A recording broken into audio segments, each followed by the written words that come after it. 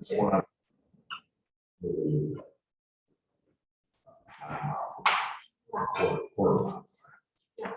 Morning, everyone. How's it going? Looks like we need to get into this. My name is Luke. I'm from Denver. Been in KW since 2014.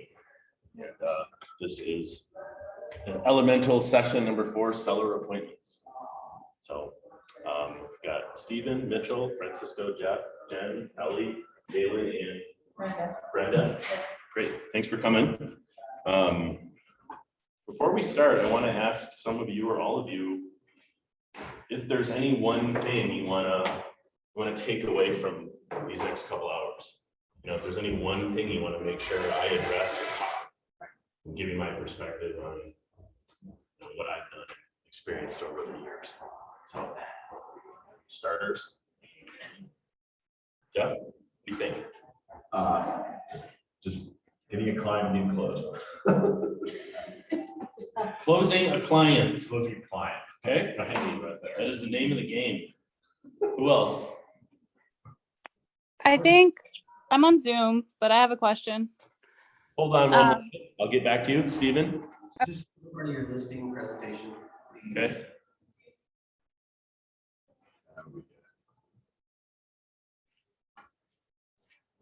All right, I'm sorry about that. Who is that on Zoom? It's Courtney.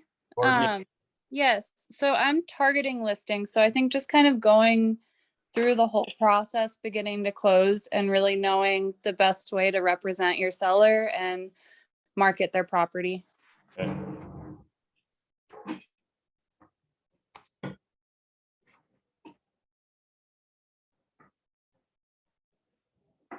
Cool.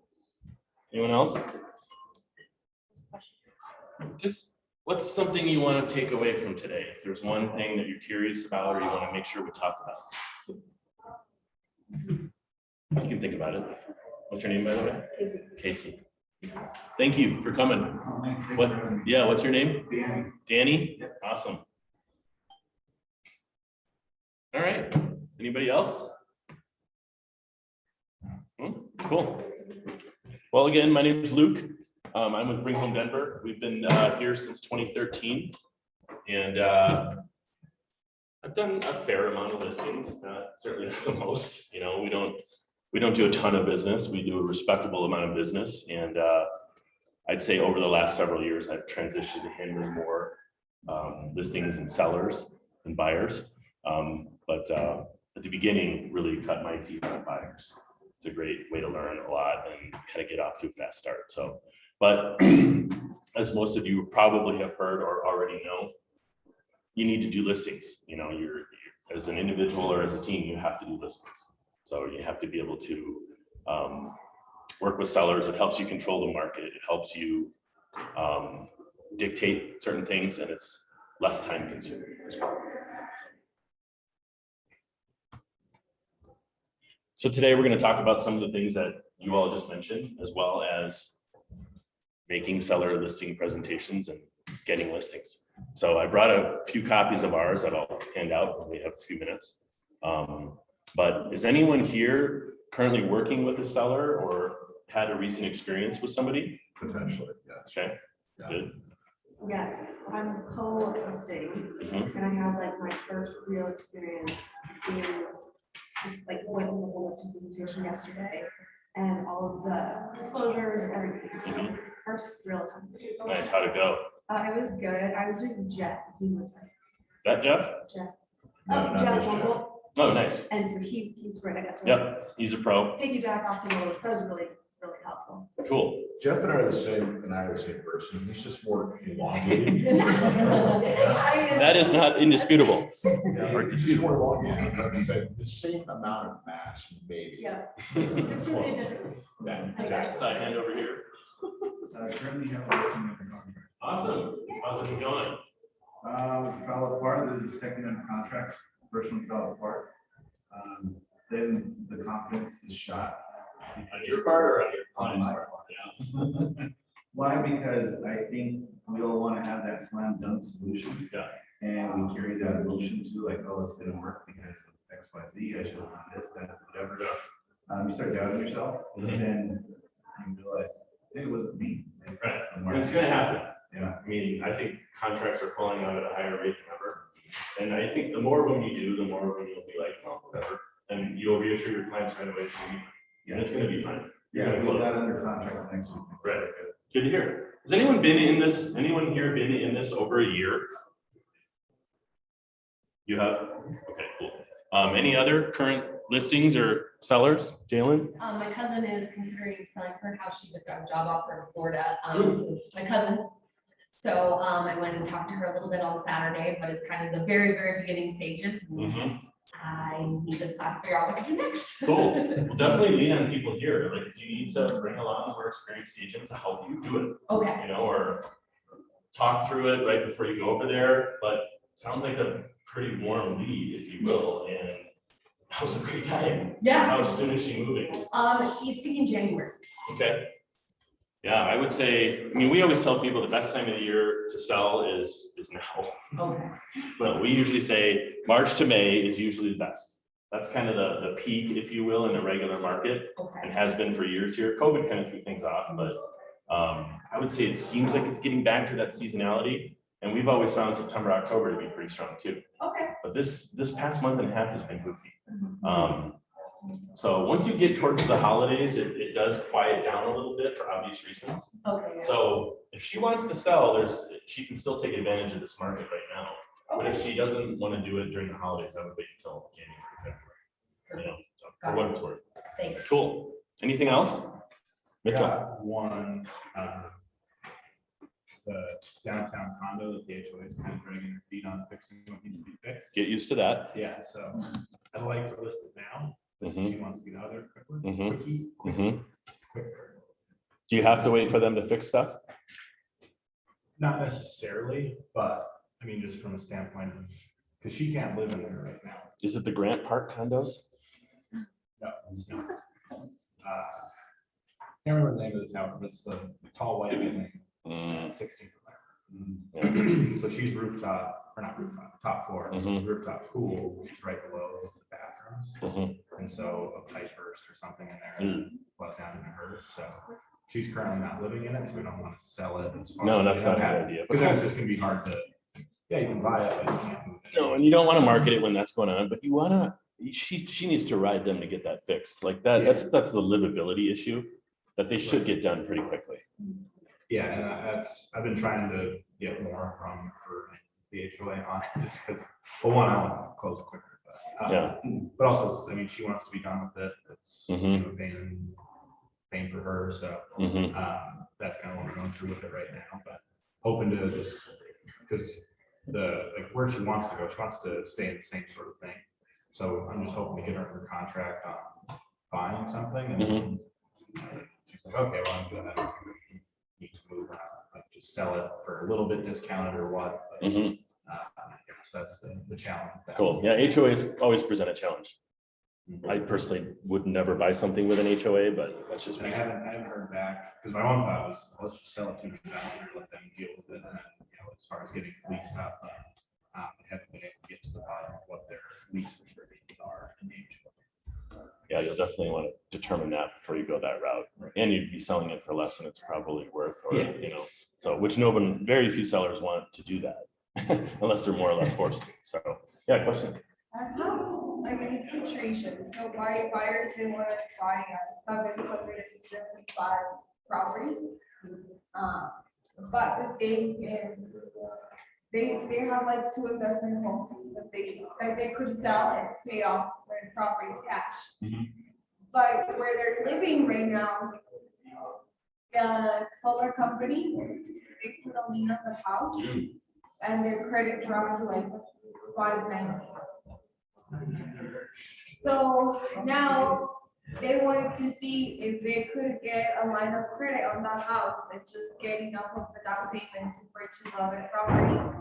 But wouldn't it make sense to just sell it and pay the solar lien at closing? Yeah, I mean, I would probably do that. How much do they owe? 50. Yeah. I don't know. I can't speak for them because it's every Right. situation is unique, but solar's tricky. And if someone puts a lien on your house, I mean, I've been involved in a couple transactions where sellers refuse to sell. There was something like that. And they're like, we're not selling. And, you know, as most of you probably know, once you go under contract as a seller, you're more or less obligated to sell the home, right? And I remember pushing this agent at the time and saying it was a $65,000 bankruptcy. And it was the sellers were like, we're not paying it. We're not going to close. I'm like, you have to. We pushed them hard and they closed. They weren't happy about it, but they paid it off at closing. You know, my point is that there might not be a way out. They may have to pay that lien, so why not sell the property and pay it off? Right, because with a lien, I don't think there's a way to get a line of credit of the house, which is already Yes, paid that's off, gonna right? affect that for sure. I was just gonna say, there's no way. Yeah, they're not gonna be able to get the line of credit, so they may have to just sell. And 50 grand's a lot of money, but it's better than, what's the alternative? Right? Yeah, Legal action? They need 180,000 plus closing costs. So, Well, Not gonna move on for that. yeah. I don't know. I'm not sure exactly what to tell you. I would probably sell. Can I pop in with the question again? Of course. So I have a unique situation with an individual located in Blackhawk. He's got 38 acres of land and he's currently in the process of having it rezoned into 3 separate parcels. He wants to meet next week for me to do a CMA with him, but he's curious if I can do a CMA for the way they're going to have it zoned instead of the way it currently is. I'm sure the answer is yes, but I don't know exactly how to advise you on that. I've never done anything up there, like splitting a parcel up into 3. Let me think on that a little bit and I'll try to come up with some sort of. Okay, thank you. No problem. What's the question? Do you want to repeat that? So I have an individual I'm in contact with currently. He has 38 acres of land up in Blackhawk. And he is in the process currently of having it rezoned into 3 separate parcels. There is a cabin with 1 bedroom, 1 bath, but it's not a very impressive cabin. So it's mostly like the land value. But he's wanting me to run a CMA about the way it's going to be zoned instead of the way it currently is. So, a couple of things. Rezoning has to do with the kind of land use that can be involved in the parcel. When you're saying that he's breaking it up, he's talking about subdividing it, not rezoning, but subdividing. It's a separate process. So, and because it's 38 acres and he's going to probably be subdividing it down into acres smaller than 35 acres each, he's going to be having to deal with the subdividing through the specific county that he's in. Those are all entitlement processes. And I would advise you to maybe talk to Rachel upstairs. Her team deals with land a lot and actually handle entitlement stuff like that. You might reach out and write an email to Jennifer Castro at kw.com and talk to that team. They could probably help you figure some stuff out. Yeah, that's good advice. Thanks, Jeff. Thank you. And just to piggyback on that, Rachel Colarosa runs the commercial group here.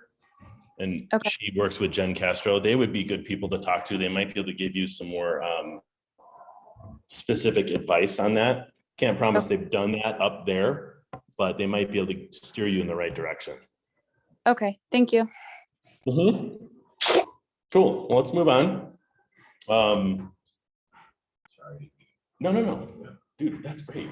I don't know everything. In fact, the longer I do this, the more I realize I need to know. You know, like I feel like I know a fair amount, but like the longer you do this, the more you realize you don't know. Yeah. No, I have one. I have a seller that, she is an old lady, she has a caregiver. She doesn't want to put her house on the market, which would be fine, like a condo or town. Very common conundrum. Yeah, well, this is my first one, so Yeah, I'm like. it's tough. Yeah, so I did, get a buyer that, wants to put a contract on it, and I told her about it, but like, she got overwhelmed.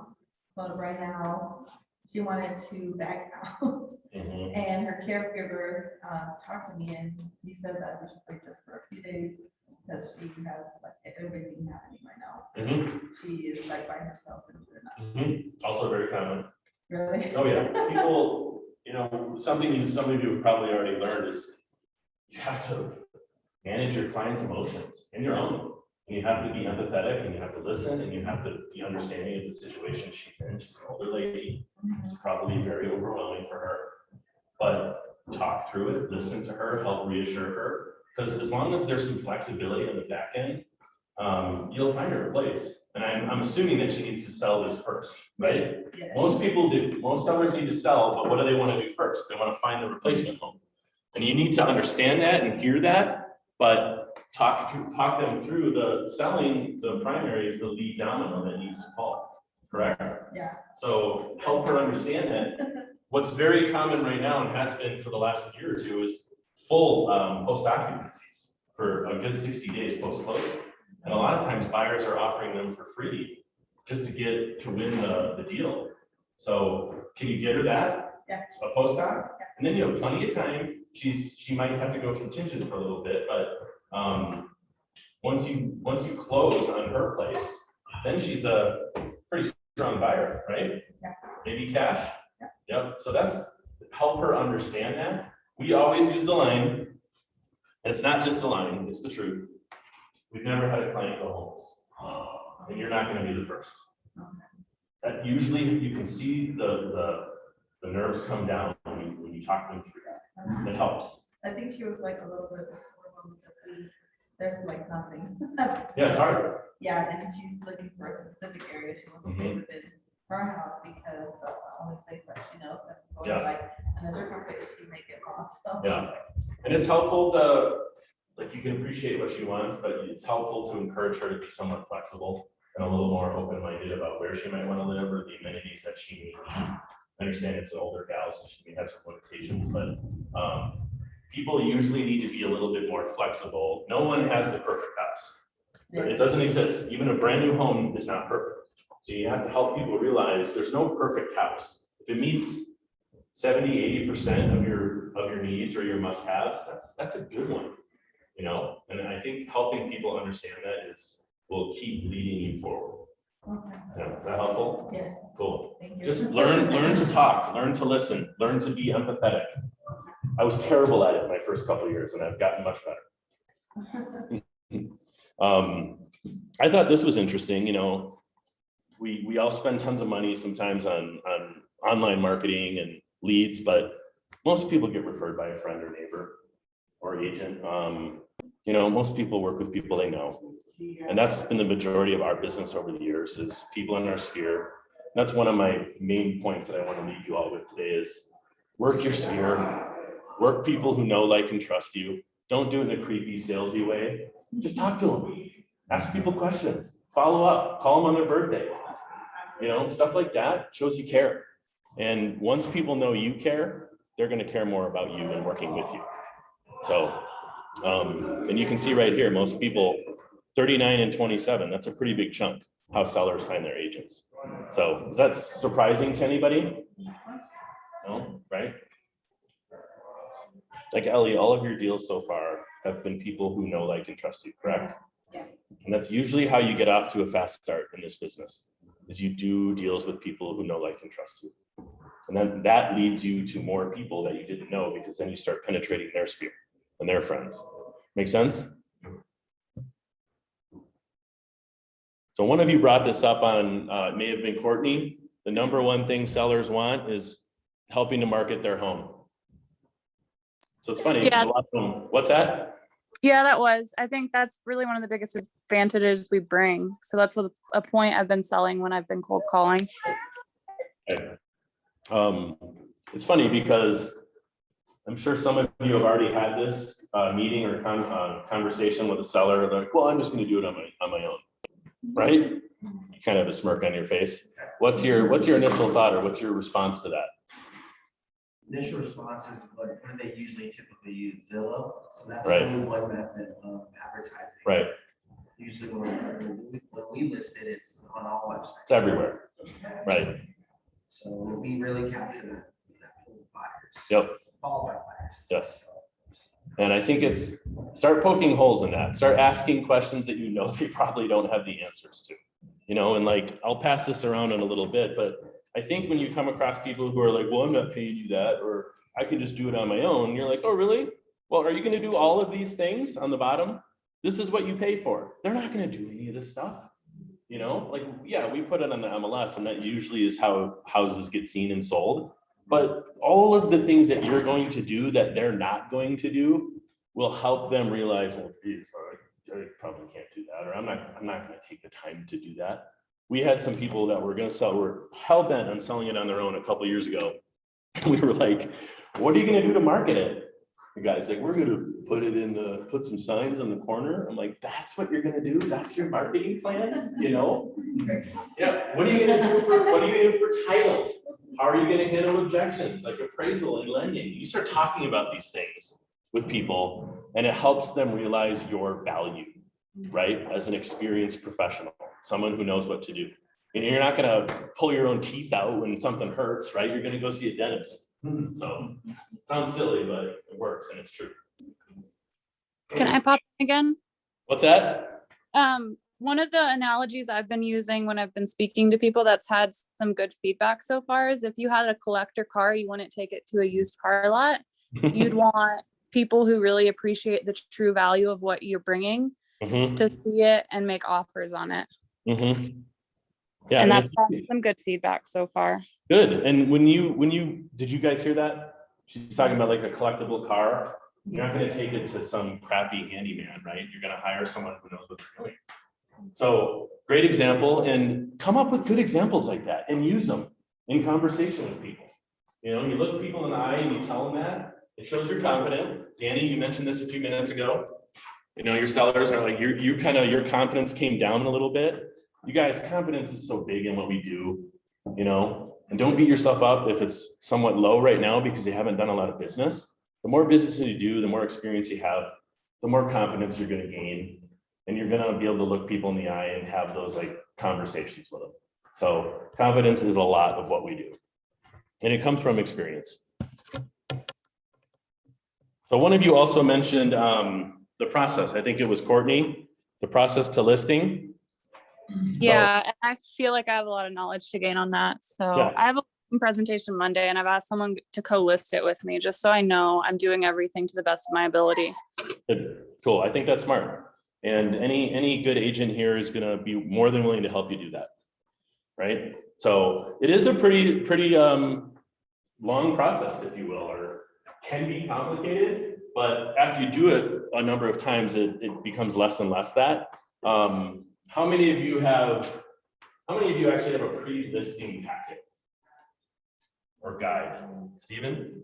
Yeah, it's really simple. Uh-huh. Just a Good. resume Good. And just some contract or documents. I just ask them what they think their value is, and I present the quick CMA, and I let them kind of come up with a price based on the numbers, show comparables, pictures.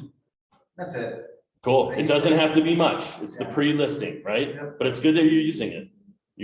Same thing. I just, like, my thing is I tell people options before decisions. Let me show you the facts. Let me show you. And I tell them, hey, this is the top of the market. They have an outdoor kitchen for XYZ. And this other one never did nothing. Where do you feel like you fall? Yeah. And they're like, oh, I'm kind of right here in the middle. Great. That's the actual price I was considering myself. Here's a seller's net sheet. Let's look how all this breaks down. Nice. And that's it. Good. I used to have the packet, but people never read it. Yeah. Yeah. I mean, let's face it. No one wants to like sit through a long presentation and read a packet of crap. Yeah. You know, none of us do. No one does. And before I forget, a book recommendation that I have for all of you is Pitch Anything. Pitch Anything by Oren, like Claff or something. Yeah. But he talks about that specifically. People's attention spans are like 2 minutes. You know, we all are. It's just a human nature. It's probably gotten worse over the last decade or two. But people don't want tons of information. They won't read it. Like, I was so proud when I like finished this and it's like 20 pages, but no one wants it. You know, it's a great leave behind. I think the important thing is the brief pre-listing, and both of you guys made good points. You talk it through, you give them the options, you let them pick, let them decide. Like Garrett and I have lost so many listings over the years by like being like hell bent on how we do things and like the price we want. Even this year, I've lost a few. It's like, if they want to list at 1.5 million and you think it's worth 1, do it. Do it. Put it on the market, walk them through like what might be complications or holdups, but don't lose a listing in this market over price ever. Right? Isn't it dangerous to list it too high though? It can be, but almost everything is selling and it might just take a little time. Okay. And trust me, get it on the market, make sure it's marketed well. It's, you know, you have great pictures, great media, a great description. If it doesn't sell, you just do a reduction. But you're better getting that far than just letting it go on price, because someone else is going to come along and tell them, yeah, I'll list it for that. How do you know when the good, Anytime. What's how that? do you know, how do you know timing wise when the reduction would be a necessary step to take? Great question. She asked about timing on when you reduce the price. I would say in this market, if you're not getting anything in 2 weeks, you're probably priced too high. I was thinking it was 1. I would probably go 2. And we've gone 3 or 4 before and had agents want to offer, come in low, and we're like, no, it's going to take list price. You know, and I think that's just a confidence thing and pushing people on, no, this is what it's worth, right? Because someone will come along and pay you either list price or close to it. But you're better off getting it on the market and doing a price reduction in 15 to 30 days than losing it to someone else. Anyone have an objection to that? Thank you. Yeah, no, definitely. It's most likely going to work to your advantage. What I like about the message of that is that the whole posturing you're putting out is that you're letting your client Exactly drive everything. It's huge. And in that way, they own it. They have the control. Own everything that's happening, and you're just there to help be a facilitator. Yep. And you know, fine, let's do it the way you want to do it. Right. I'm giving you these caveats. Right. Let's roll this way. If it goes, great, because then everybody's happy, right? If it doesn't, and if it doesn't, at least you talked about it. And then you walk them through the next choice. Right. It's huge. I like that a lot. Yep. I think giving them the options and letting them have the control is really important. And you're there to advise them and help them, but you can't make the decision for them and you can't force them on your price. Again, I've done it many times and I've lost every time. So what do you say when they want to overprice it by $100,000? I mean, I don't think that's ever happened to me. Like that's just a hypothetical, but I would probably tell them, I think that's a stretch, but let's give it a shot. You know, and one of our agents sold something last July. These out of state folks bought it up in not Boulder, but kind of Lafayette, I think. Really well done ranch. Bought it for like 1.15 or something, under what it was listed for, 1.2. They came back to him a couple months ago, less than a year, and they wanted to list it. They wanted to list it for 1.5. And I was like, dude, I think that's too high. And he's like, we suggested like 1.25. They just listed it for 1.49, and it closed last week for 1.55. Right? In a year, it sold for like $350 more. So my point is, like, let them decide. You know, you might be off a little bit, but look what happened. You guys know this market's crazy. So try your best not to lose on price. Go for it. But talk them through it. Yeah. You know, give them options. Let them choose. I have a question about that. I understand what you're saying, but don't you also need to consider your reputation as an agent and it matters less than you think.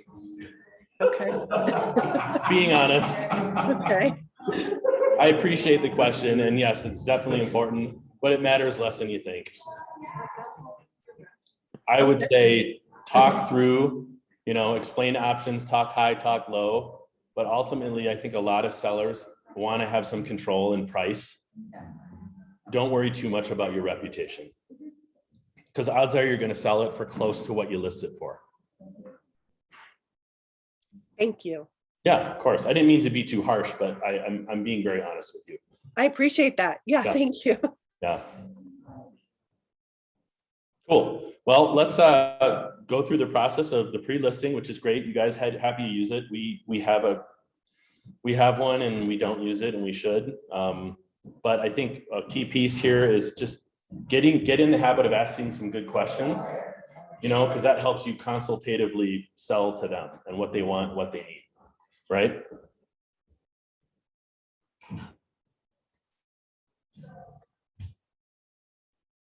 So what do you think you should do before your listing appointment? A couple things.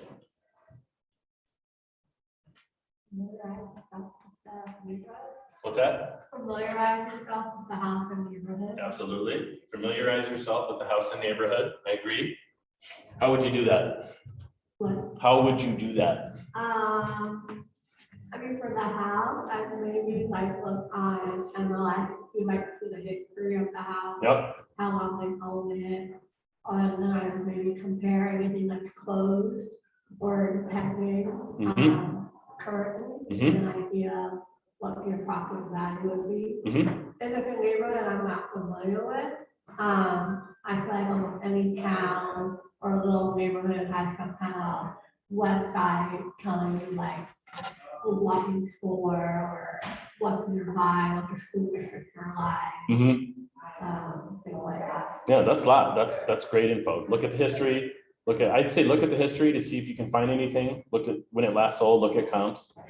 And then some of those extras is going the extra mile. So that's good. Anything else? I Drive through the neighborhood. Okay. Maybe preview a couple houses. If you think some are similar, go look at them, go walk them before the appointment. You can talk about them. That's what I'm doing with my listing on Saturday. Great. Another unit has an open house. Great. Pop in there, talk to them, get Check to know it the out, building see and stuff. See what they're telling people. See what their about the activity's HOA. been. Yep. Okay. I usually look at a handful of websites to get an idea of price. I'll look at comps, but that's about the extent of what I do now. You know, I'm prepared with questions that I know I want to answer or ask. But you have to have an idea of value. You know, that's the number one thing in their head. Well, what's this guy going to talk to me or person going to talk to me about price, right? And how much are they going to cost? And what are they going to do to market? Those sorts of things. So anything else before you go? What websites do you look at? I look at Redfin, I look at Zillow, I look at realtor.com. I look at the MLS on my phone, the app, you know, to the HomeSnap app to see what sort of value they give it. And I used to use ePraisal.com, but it's not as good as it used to be. It's not as reliable. And I'll definitely look at the MLS for comps. Okay. And I usually just get a range. And then I go in there with that range and I talk it through. And even if they're above, I'll often say, yes, let's do it. You know, so you just want to have a general idea. But I don't think any of the things that you mentioned hurt to do. Like get to know the building or the neighborhood. Jeff. Yeah, so I had a home valuation visit. It's just let this person know what the value of their home is, right? And that was to help me create a CMA. I'm trying to get from providing that CMA, getting that appointment scheduled for a real listing conversation. Yeah. How do I get that bite on that hook? Yeah, I mean, I think I'd say, look, I've prepared the CMA. I'd love to come by and talk to you about it in person. Yeah. You know, Yeah. Most of my clients typically, I usually meet most of my clients in the house. We talk through this information. And I want to just answer your questions, talk a little bit about price, timing, etc. I think that if you help people realize, look, we meet in person and we either do it at your house or at our office, right? I'm going to give you some ancillary advice. Try not to meet at coffee shops or public places, right? That's kind of for amateurs, and I've done plenty of them, but don't do it. Like get people to come here or go to their houses, especially on listing appointments, because you can see the house. But a lot of experienced people will tell you, I don't even need to see the house. sellers don't usually want to hear that. I think 90+% of the people we meet in their homes. So I would just, say, look, I usually meet folks to discuss this information at their houses, at their house. When can I come by? And then give them a couple options and see if they take one. Be direct, be confident. And if they are like wishy-washy, then they might not be very serious, But I think that's a huge takeaway for me. And over the years, meet people here or meet them at their homes. That's what professionals do, right? You have coffee shop meetings or lunch meetings or not with people like, Sphere or past clients, but where do doctors meet people? Where do lawyers meet people? In their office, right? We should do the same. I tell people too, it's like, talk about a lot of personal information. Yeah, exactly. We're talking about your finances, I'm gonna ask you how much. Right. We're gonna do that at Starbucks? Like, there's people eavesdropping on, like, I'd rather have some privacy. Exactly. We're talking about personal. Right. We're gonna be, we almost always end up discussing personal information. I don't feel comfortable doing that with you in a coffee shop. Is that okay? Most of them are gonna say, of course. Yeah. Right? Good point. Anything else on that? That's on top of all that information that we use and that we mentioned, has anyone ever used the type of financing that has been, for example, in the past 6 months, so many homes sold for FHA or conventional? Does anyone ever use that stat to try to predict what type of financing might be the one that we be selling their house for? Good question. I'll quick repeat it. So he's asking if you're going into an appointment, and let me know if I'm understanding you incorrectly. You go into an appointment and you want to talk about what sort of financing is going to be acceptable or relevant. I think it's more applicable on like condos and buildings that may not have their FHA or VA approvals. We haven't come across that much lately, but to answer your question from a more general standpoint, that won't really matter. Like, no, my question is different. You can go into the market and look into the past, let's say 6 months, and look at all the sales in their neighborhood in the comps that you did. And you can see how many homes sold for, let's say 100 sold in the neighborhood in the past 6 months, and 50 sold for using FHA financing, 40 sold using conventional, and 10 using cash. Is that a good stat to try to tell them how prepared you are? I don't think it hurts to know that, but I don't personally believe that that's something you need to be prepared with. I can't remember the last time that's come up where like talking through that has been helpful in a listing appointment. What is that? Like VA versus FHA versus conventional versus cash. Yeah. Like if you looked at the last 100 solds, like what sort of financing did buyers use? It's just not that relevant. But if you're selling a condo, it's good to know from the HOA, do you have your FHA approval or status? A lot of them don't. So if you list it and you get an offer, it's FHA, you go under contract and they don't take it, that you're gonna have to terminate. I was representing a seller years ago and we went under contract with an FHA buyer and the board wasn't approved. And I had to reimburse the buyer and the agent on inspection because we couldn't take FHA. But on a single family, that is not gonna come up, most likely. So I wouldn't be too concerned about knowing that information ahead of time. Okay, let's talk about stating your value, because I think this is something that we run into a lot, and how you stack up against other agents and like discount folks and whatnot. So does anyone have any recent situations where they've kind of had to defend what you charge, or hey, what do you do better than so-and-so, or what makes you stand out? I learned this trick from the foundational coaching, and it's worked seamlessly every time. They're always going to ask, well, how much do you charge? Yes. And I said, well, you choose.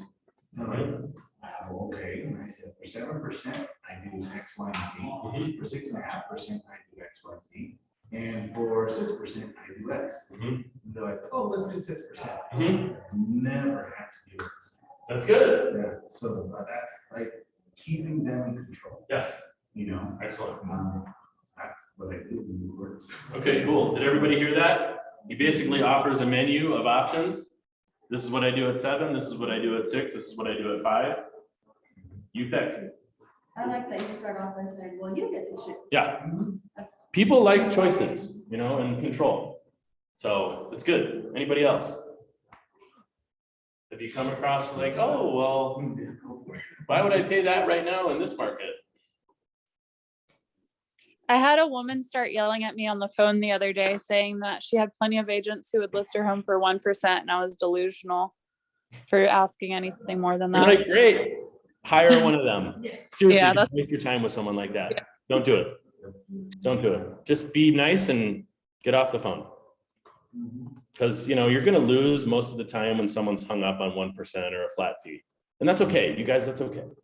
It's okay to It's lose. not the person you want to do business with. Exactly. Yeah, it's at bats. You're right. And I bet I've lost more than all of you combined. It's okay, because you learn from it and you move on, right?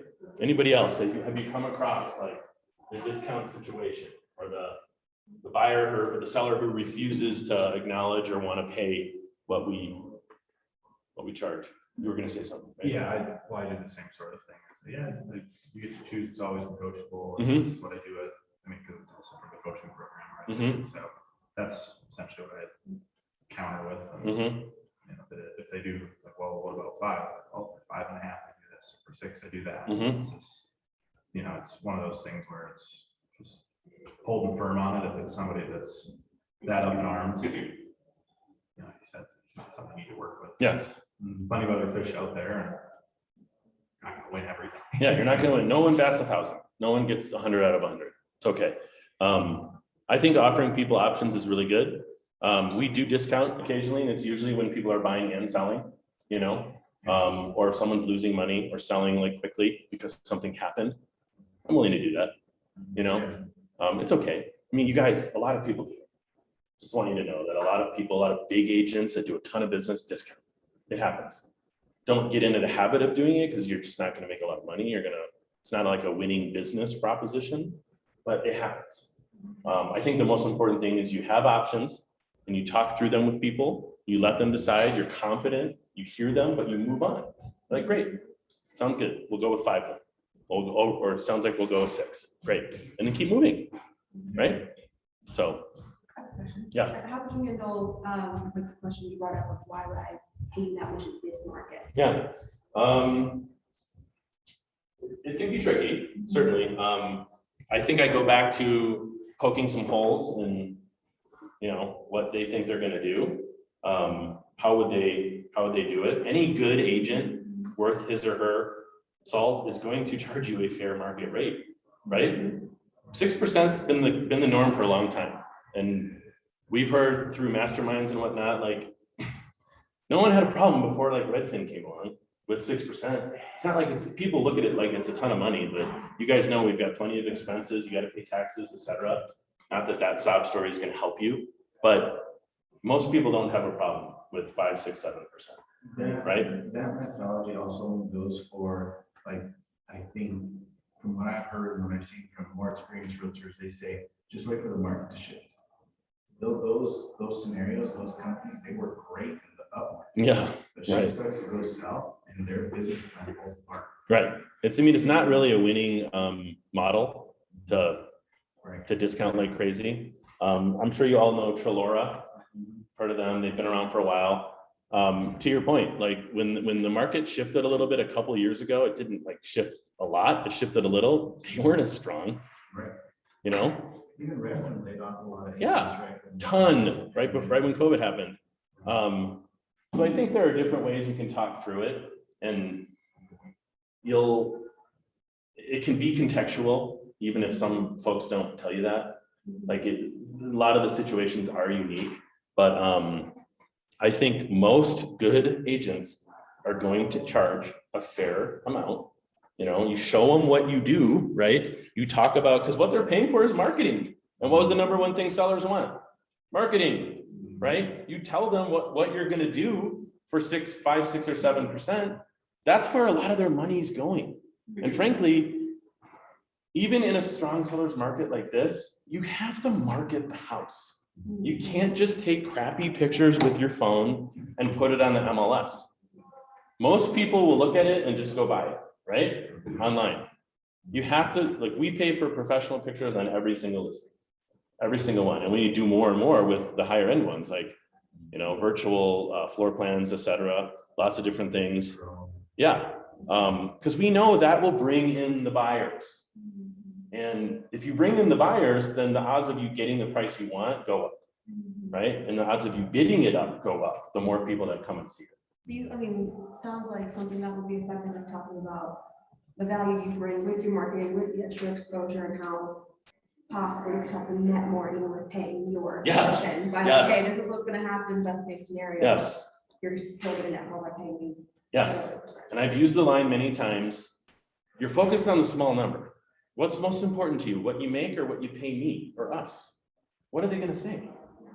What they make. So even if we charge more, but we make them more, That's right. they win. And I realize it's somewhat hypothetical because it's before the fact. You haven't actually listed the house, but most of the time that doesn't matter. Just you saying that is what matters. Yeah. And I used that effectively a couple months ago. And the guy's like, you're right.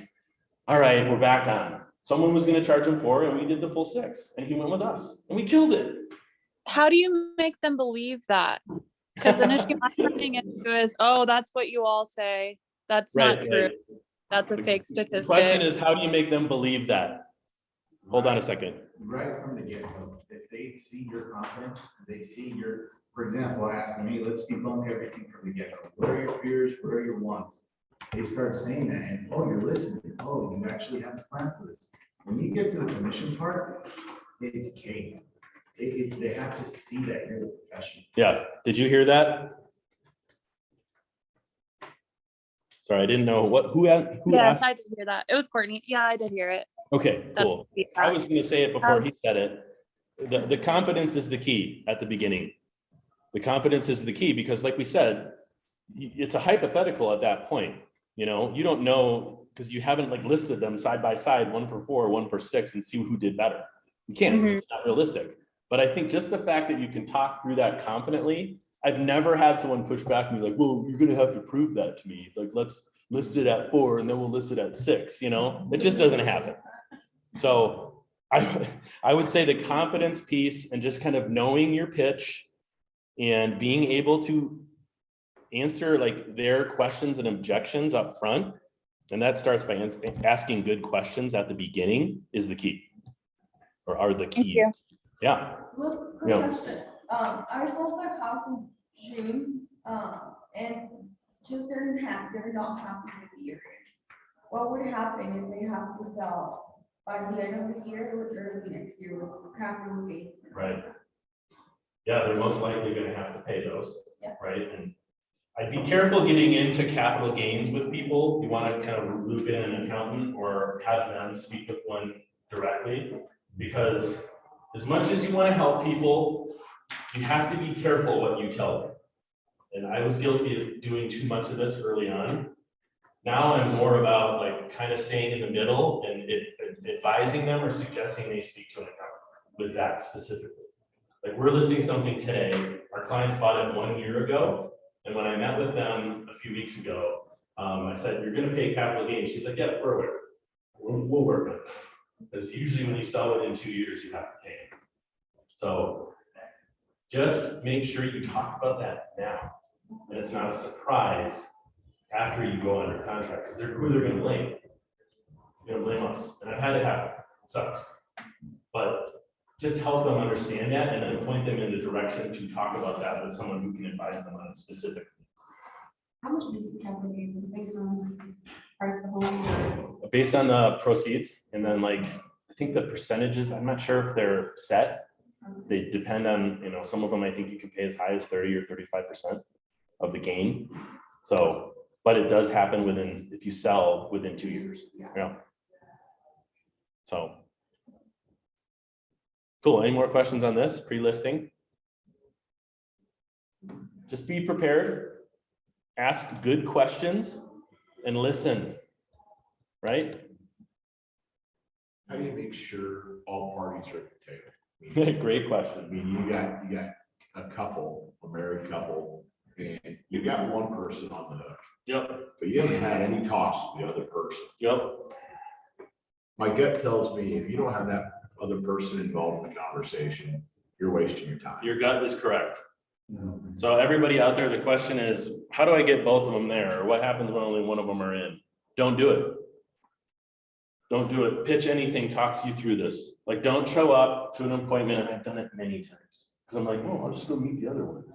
It's better to schmooze at least one of them. Don't do it. Tell them, okay, great. Well, I'll let me know when he or she is available. You know, that shows confidence, experience, professionalism. I'm not going to chase you around. Like, if you're serious about this, let's both meet.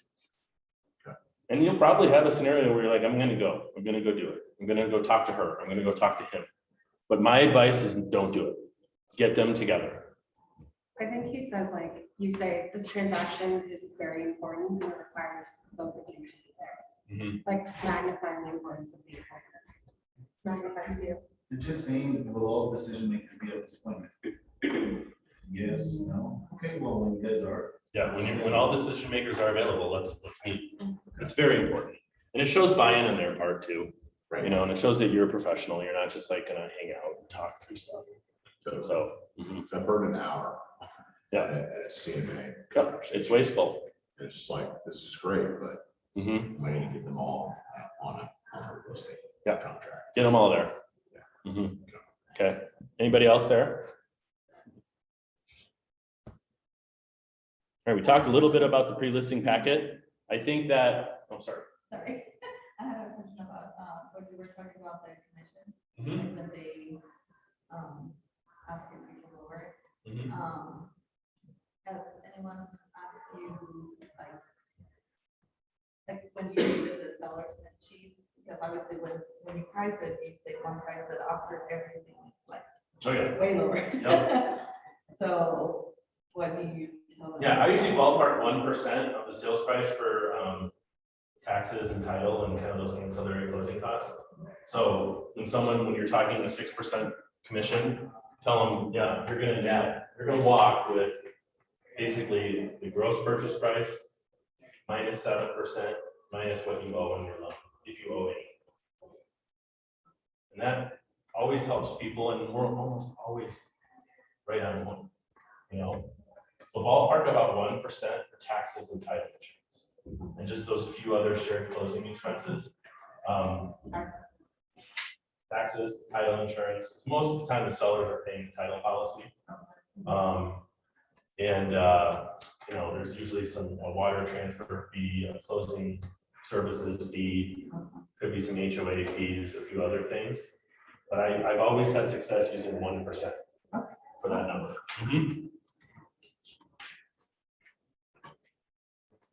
And we talked a little bit about the pre-listing packet. I think it's great that some of you are using it. It doesn't have to be much, 3, 4, or 5 pages tops, right? And I have an example of ours in my phone. I didn't print it out or anything, but let me see if I can quick find it before we move on. Because I think it's important. It shows that you're prepared and you're professional. If you are coming or sending it ahead of time, you know, email it to them. Drop it off at their house. You know, excited with a handwritten note, excited to see you in 2 days or Wednesday at 4. Take a look at this before we meet. Just give me a second.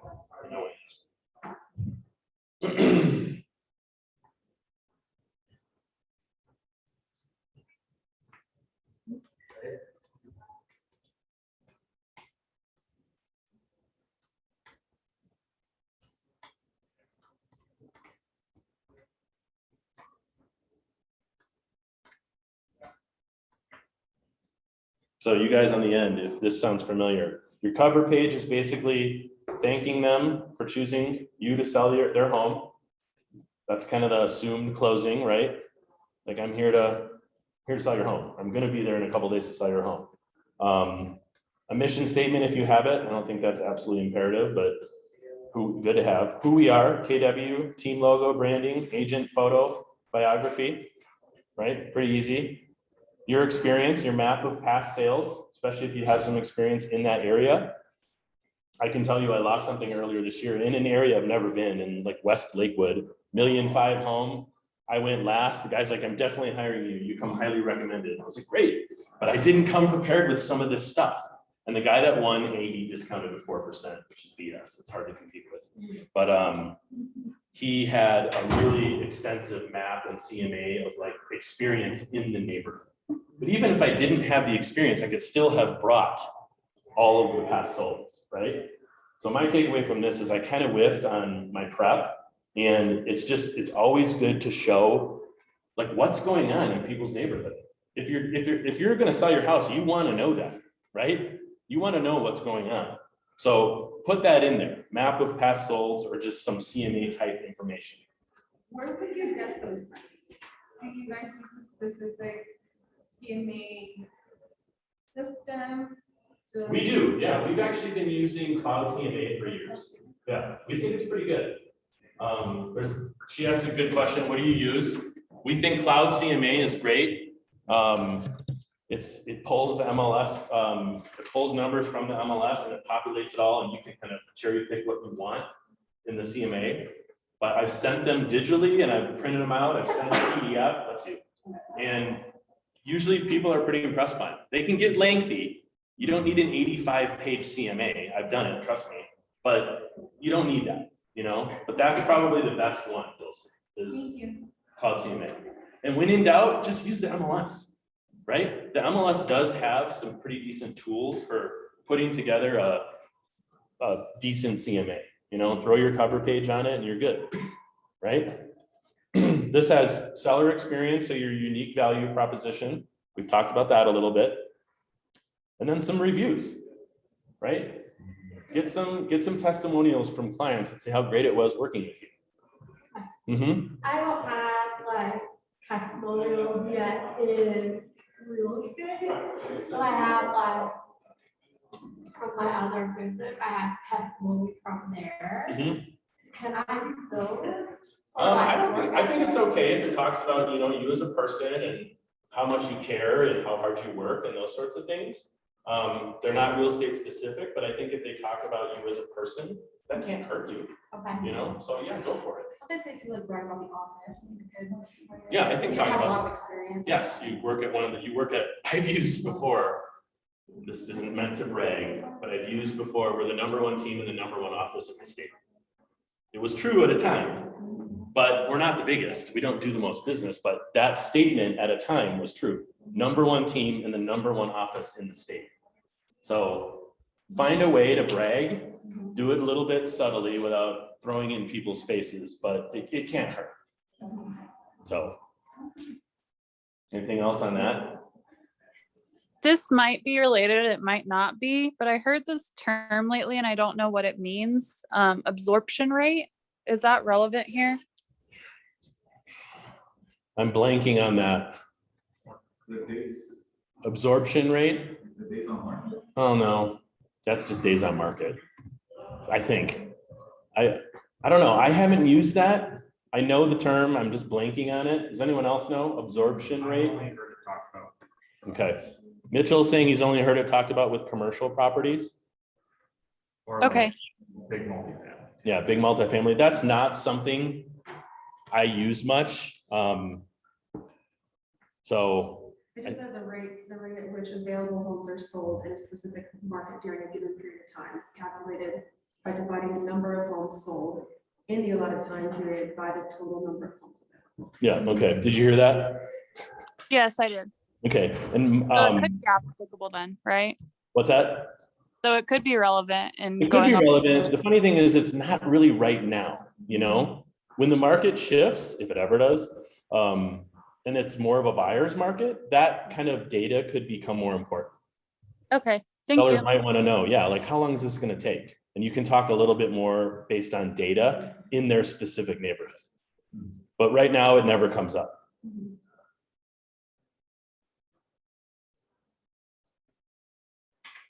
Cool. Let's take 5 minutes. Is that good? Okay, come back at 10:35.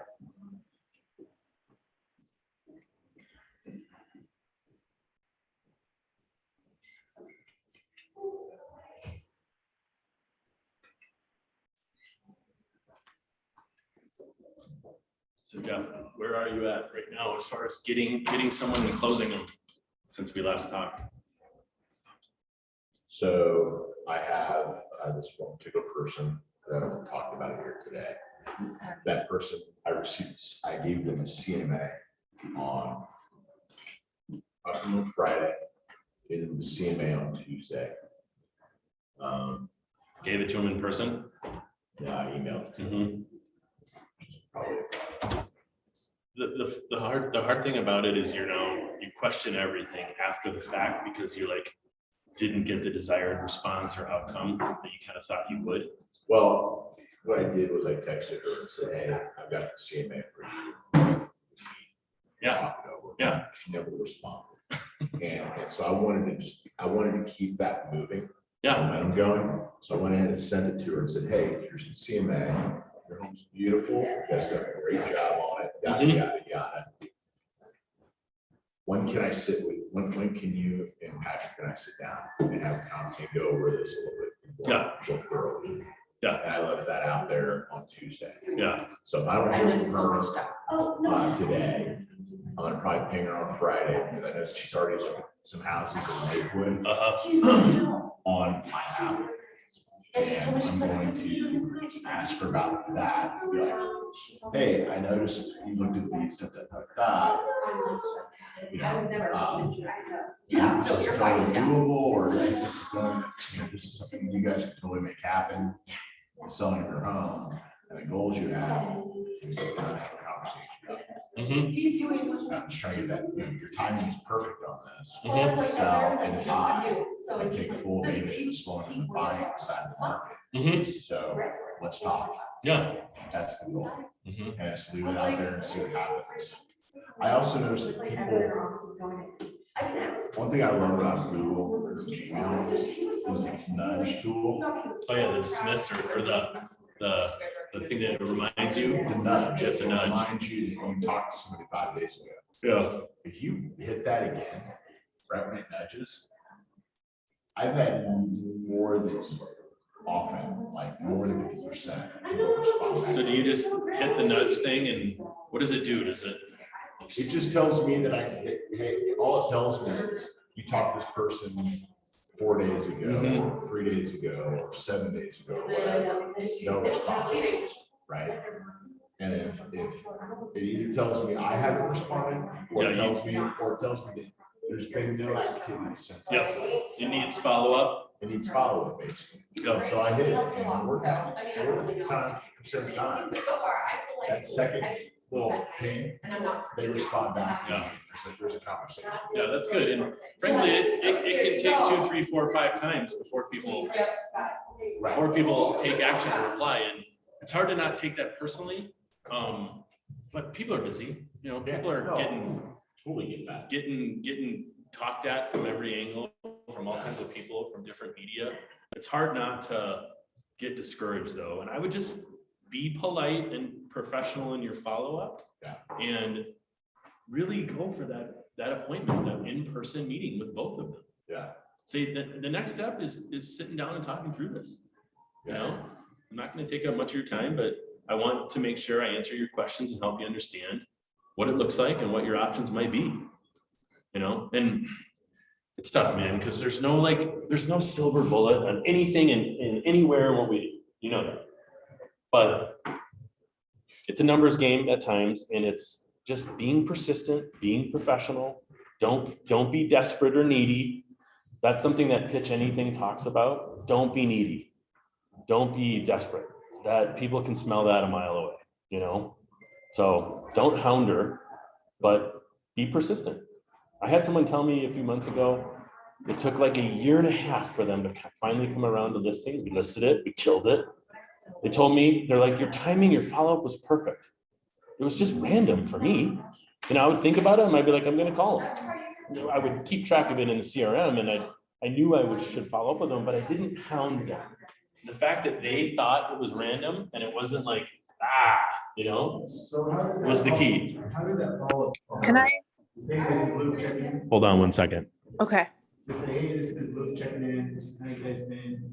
Yeah, and it's funny because I've read you read it too. Don't title your emails, just checking in, just following up. Try not to do that. I know it's hard. I still do a fair amount, but try to come up with some better language or a better reason to call people. Don't call people just to check in. Maybe look at the MLS and say, hey, did you see this one? Yeah, this one's on the market. I wonder what's your software, you see it? I'm gonna be the neighbor tomorrow. That sort of stuff. Come up with a reason to call people, to reach out. Don't just say you're checking in or following up. People hate emails that say just checking in. I have two questions. One is my neighbor saw me unloading signs from outside out of my car. Nice. And they thought I was, like, no, I'm running. And they're like, oh, I'm thinking about selling in the house. So I was like, oh, what's the cat? And my neighbor talked to me and I talked to them about it. And they're like, I'm gonna check them right now. And I'm like, okay. So I did. And then I haven't heard anything. He's my neighbor, so I don't want to be like, but still all that my yard. Like, can I, what can I do to like, not push people feel like I want to like. Yeah, it's tricky because it's your neighbor. You don't want to become that creepy realtor neighbor. But I still have to be top of mind without being obnoxious. right. How do you not become your realtor neighbor? I mean, once you know you're a realtor, I know. you cannot not be seen that. I know. Oh, here comes Jeff. Yeah, he's probably gonna sell me on something. Let's come back and we'll talk about that right now. Do you have like an extra one for exploration? Well, I'm not gonna let anybody take it, but you can look at it while we're in class. Yeah. So one of the questions is, how do you not become the creepy realtor neighbor, or the creepy neighbor, or the creepy friend who always wants to talk about real estate, right? What's one way to not become that person? Have other interests. Have other Don't interests. do it. Don't always talk about real estate. Another book recommendation. I was just going to recommend 2 books today. Pitch Anything is the first one. Ninja Selling. You've all heard of it. Read it. Go to the class. It's amazing. It'll change the way you think about this stuff. Ninja Selling. And what does it help you do?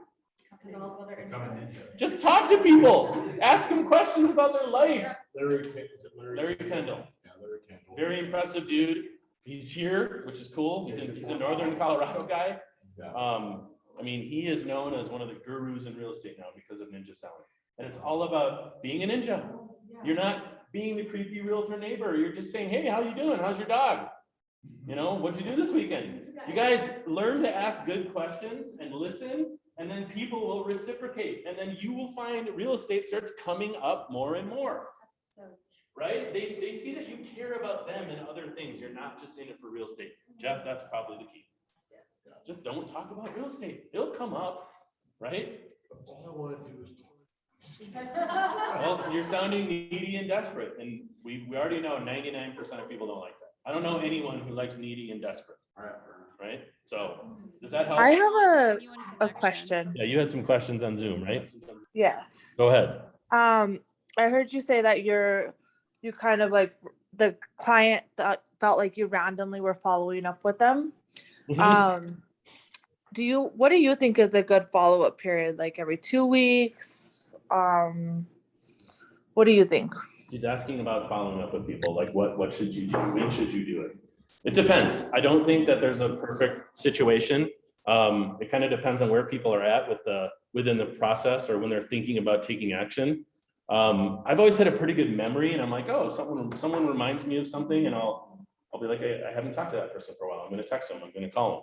So I think you should find a system that works for you. It can be very rudimentary. It can be on pen and paper. It can be something like maybe an app on your phone, but definitely use the CRM. I hope everyone in here is using something where you can keep track of your people and when you talk to them or when you follow up with them, right? So the answer to your question is there's no perfect like time frame. I think that if you meet with someone today and they're a pretty warm lead, follow up with them in the next few days. You know, I don't think you have to follow up with people like day of or next day even. Pitch anything, we'll talk about. Don't follow up right away. People want what they can't have, right? We've all dated before, is that not true? Right? Don't be needy, don't be desperate. You don't have to follow up immediately. Give it some time. The highest listing I've ever sold was last year. It was off market, it was 2.1 million. I acted very nonchalant with these people and they ate it up. It was great. And they're like, God, you're so busy. I wasn't that busy, but I gave them the impression that I wasn't feeling needy and desperate. And it was great. So that's probably one of my best pieces of advice is don't be needy, don't be desperate. Don't just follow up all the time. You know, take your time and follow up with a purpose. Don't just check in. So any questions on that? Okay, it's going on 10:45. I want to talk through the listing presentation for a little while. And then I want to talk about some of the things that you had questions on when we started to make sure we address those. And I have to leave at 11:30. So I have a sick kid I have to take to the doctor. So let's talk about the listing presentation. This is obviously important. It's a big part of not just this class and what we do, but I think having something, some sort of leave behind is very relevant. I'm going to pass these around just so you can take a look at them, but I do want these back. But to what we talked about before, most people don't care about this stuff. Like they don't want to read a long brochure or 50-page CMA, but I think it shows that you're professional if you have something like this, right? So, question. And we're gonna take a. Yeah, absolutely. What's that? Where did you have that vision? Let me think when we did this. I think we made them here. Like I wrote most of this, but we had them printed at a print shop, like professionally done. It's got like that soft cover. It's pleasant to hold and I think flip through. Trust me, we've had a bunch and nothing's perfect, but I think having something as a leave behind shows, you know what you're doing, you're professional. It's got a bunch of stuff about us, in fact, too much. Since we put that together, we're kind of rethinking it in terms of we had someone who's doing a like brand and business audit on us right now say, this is too much about you guys, right? Most people don't want to most people want to talk about themselves. That's why it's about us. But my point is that you have to have something, right? And it should contain some of the things that, what's the table of contents say? Oh, read the whole thing? Yeah. Okay. What is the home selling process? Why hire a professional team like Bring Home Denver? Who's in your corner and what we do for you? Marketing, pricing, and negotiating, how to maximize your home's appeal, client testimonials, and CMA market trust. Right. So it has all the things that we've been talking about, right? The pre-listing packet that we've talked about it's the kind of slim version of this, but all this stuff is important. And again, this is primarily a leave behind for me now. I can, for the most part, more or less walk into an appointment and just talk through these things more conversationally with people. But there was a time when I'd go kind of through this pretty specifically. And frankly, Ellie, I used to do it more on the buy side, like where you go through it. And it shows that you know what you're doing and you care and you want to help people understand the process. Because a lot of times people don't really know, especially first-time sellers. They've never sold. They don't know what to expect. So you have to help talk them through that piece, right? It's cute for like first-time homebuyers. I always talk through our guide, Mm-hmm. and people love it. And then I can attach it in an email if they want to go back. Yes. But then if it's like someone who's already bought a home, it's more casual. Yes. Thanks. You did a great job. Thanks. We're reworking some of it right now. But,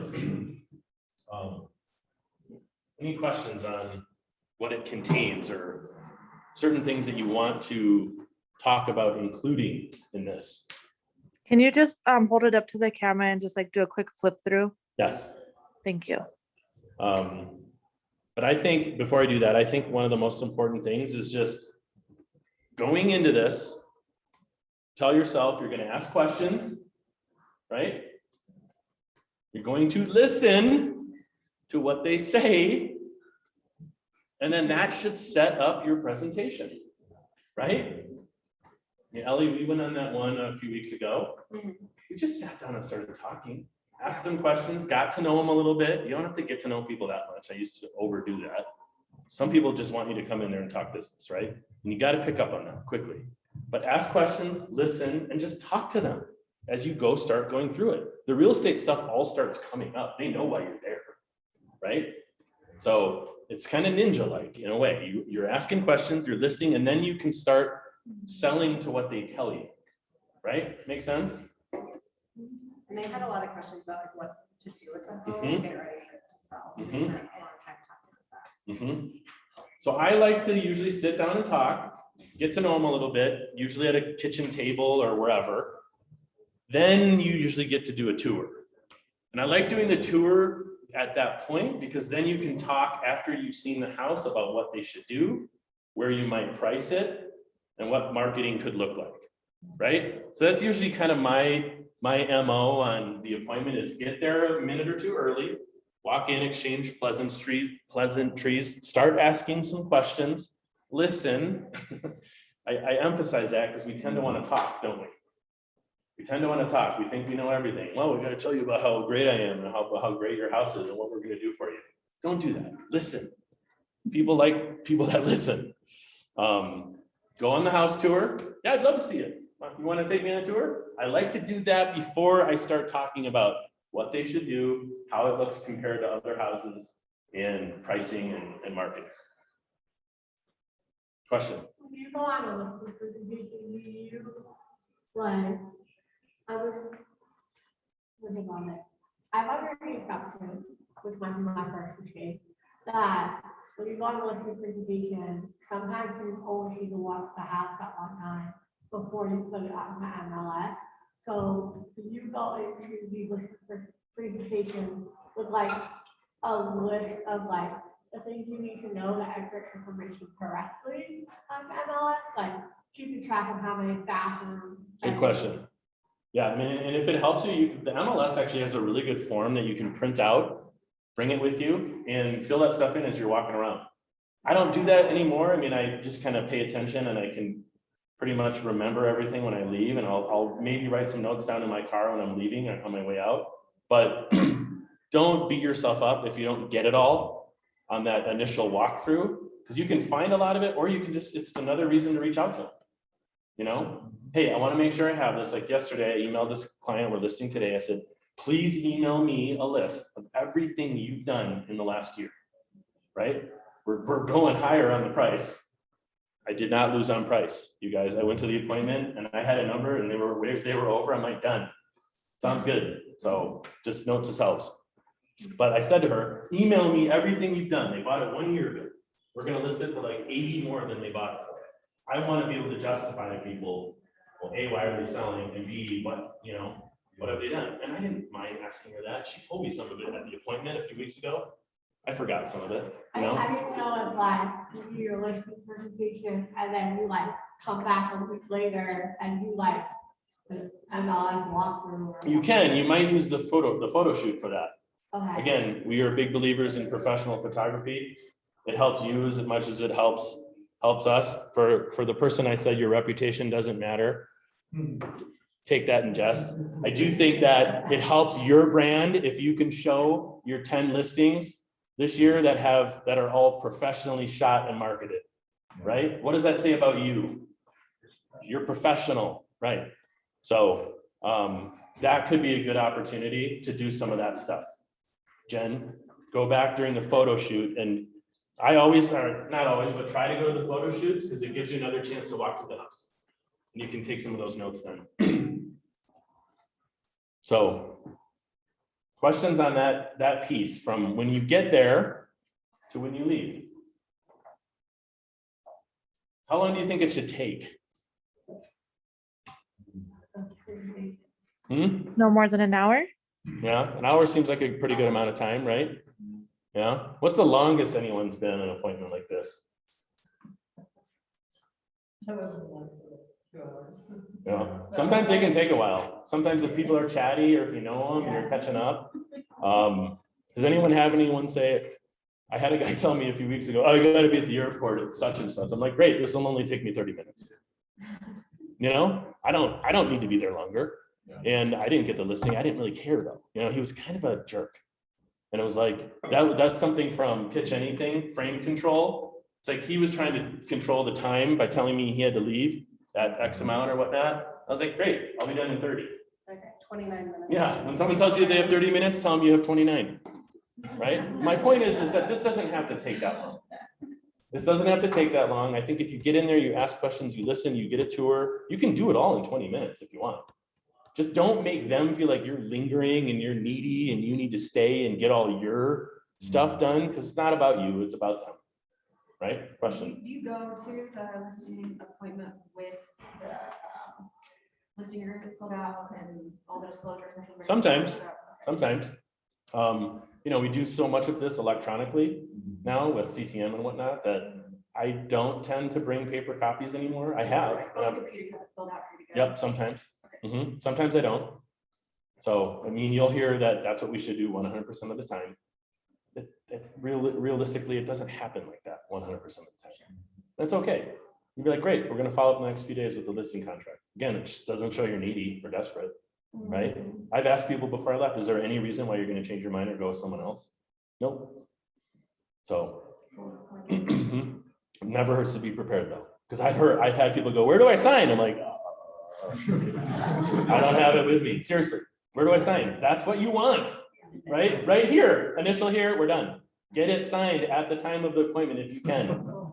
Definitely, because I have left many times and it hasn't gotten signed. Then they go MIA and you're like, oh, you know. So my point is on this, it doesn't have to be that lengthy. Don't overcomplicate it. I never go through this thing anymore in full, but it sure seems to be a good leave behind. Some of you may be seeing, we've got lots of testimonials in there. I talk about those often. I've referred past clients to people. Here are 3 people you can call. Do you usually send it? No, I usually bring that with me or I send it as a follow-up.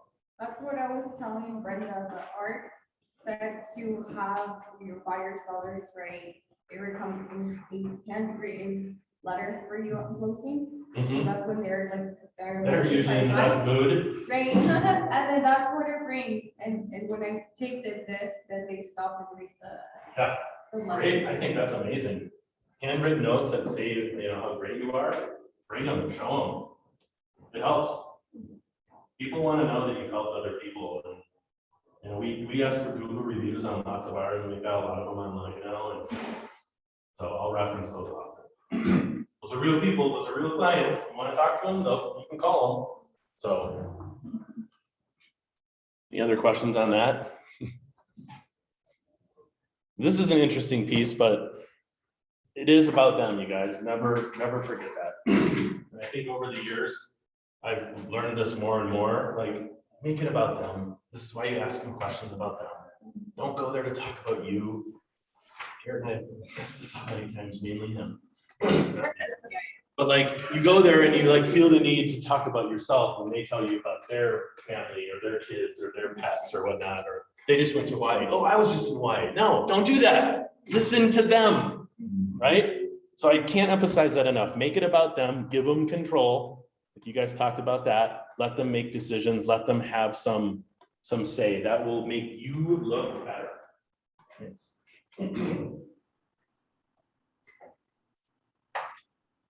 So based on what you say from Ninja Selling about being prepared, I just realized that it helps with your confidence, because if you're fully prepared for any question they ask you, you're gonna have an answer for the most part.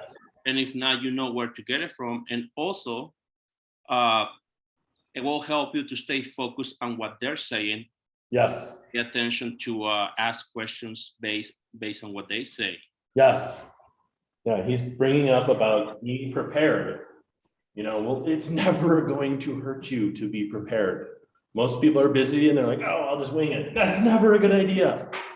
Don't just wing it. Be prepared. Take the time to prepare before your appointments. If it takes you a few days, take a few days. You can do it in an hour, do it in that hour. But be prepared. You never know what they're going to say. Hey, where do I sign? Oh, I'll get back to that. Be prepared. Thank you.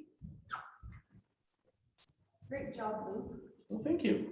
Any questions on Zoom? Just if you could flip through your packet. Oh yeah, sorry. It's okay. So I basically have let me know if you can see it. Where is the text? Yes. Oh, it's on my screen. So I have a TOC. We have the home selling process. This is usually helpful for people who have never sold. You can just walk it through with them. For a while, this was like the go-to slide in here.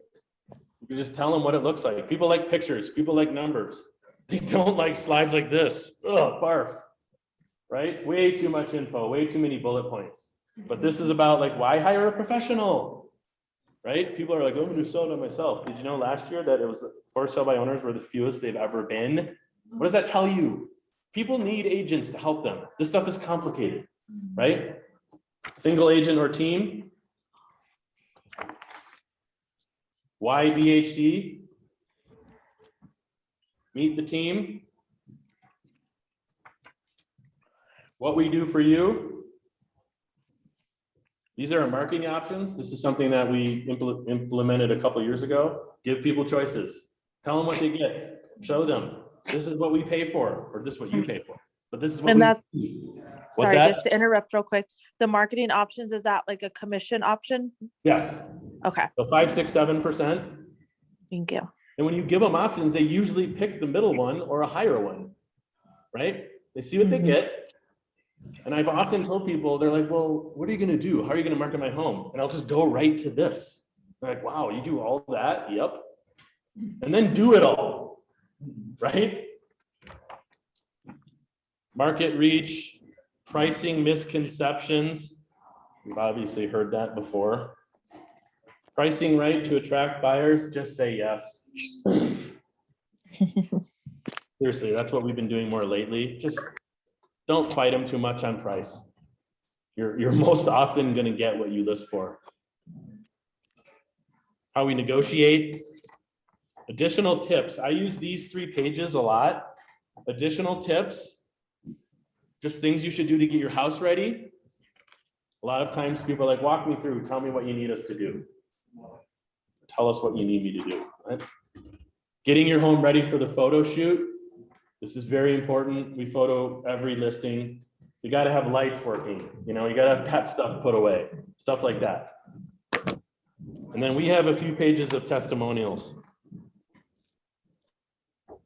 And I usually have up here, it says CMA market trends. I'll slip that in as a separate piece specifically for them and their house. So I'll just put it in the back here or have it as a separate leave behind. So. Thank you. I think about the pet. You're welcome. I think like pre-showing before I brought my client and they had 2 cats in the house. They weren't there, but my client people were just cat, so she was in the house.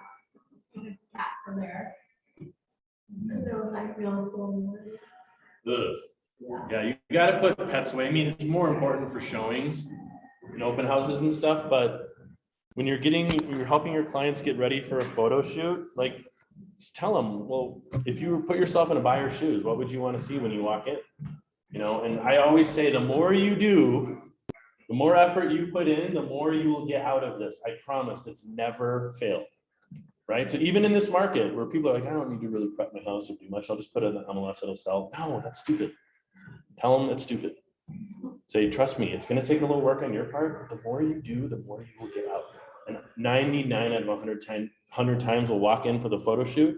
It looks amazing because they put in the time that we recommended they do, And I reference those additional tips pages all the time. I say, look at pages 14 through 16. Use that as a guide in getting your house ready.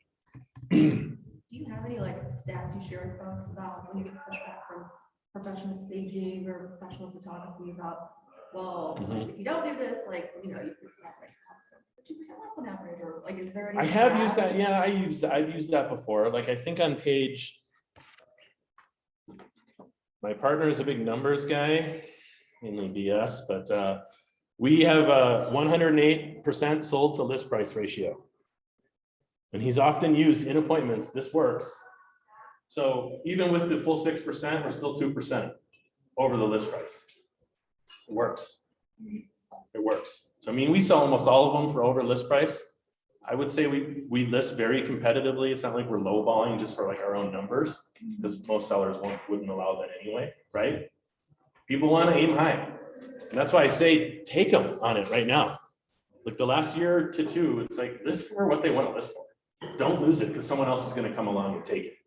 You know, so long answer to your question. I use some of those stats occasionally. I'm a big believer in staging versus an empty house. I have had plenty of clients say, it doesn't matter to me. So, you know, there's no like perfect answer on that. I think it's worth spending the money on staging if the house is going to be empty, but a great solution to that is can we use your own stuff to stage your house? 9 out of 10 times the answer is yes.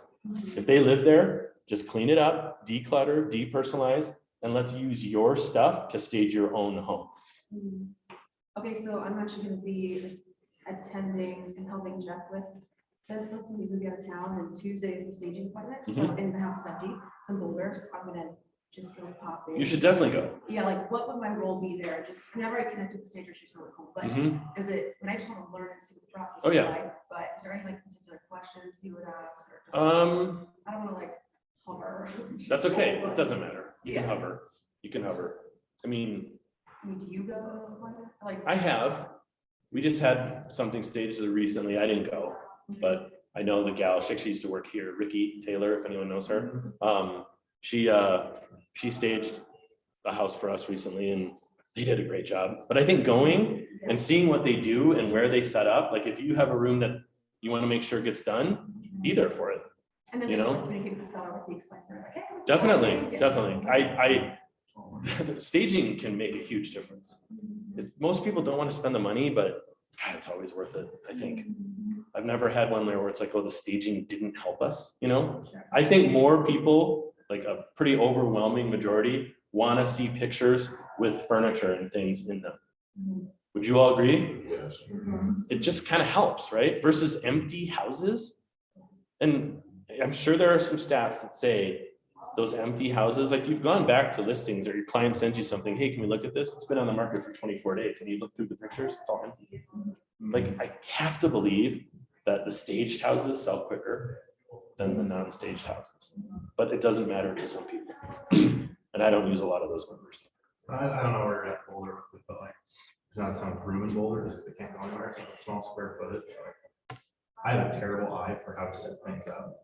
Yeah, like that's staging adds so much more room to me. I don't like when I see a staged small condo versus a non-staged condo that's on stage. Like, we got a couch in there, that's it. But I can't fit a couch and a recliner and a table in there where stagers, that's just literally their job. Yeah, that's why they do it and they're good at it, but you should definitely go.